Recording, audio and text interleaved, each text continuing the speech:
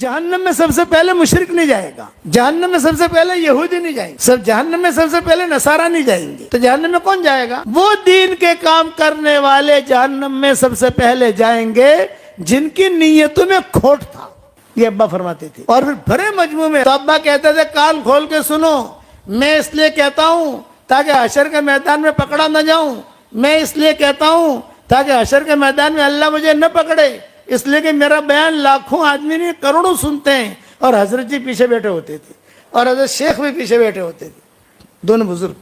اور حضرت جی کے سامنے کہہ رہا ہوں، حضرت شیخ کے سامنے کہہ رہا ہوں کہ دعوت اور تبلیغ کا کام کرتے کرتے اگر کوئی بگڑ گیا تو کعبے میں جا کر بھی سدھرے گا نہیں، مدرسہ چلاتے چلاتے اگر کوئی بگڑ گیا وہ کعبے میں جا کر بھی سدھرے گا نہیں۔ ابا کہتے تھے کم کرو لیکن کوالٹی کے ساتھ کرو، تو دعوت کا کام کرو گے انشاءاللہ کوالٹی کے ساتھ، صفات کے ساتھ۔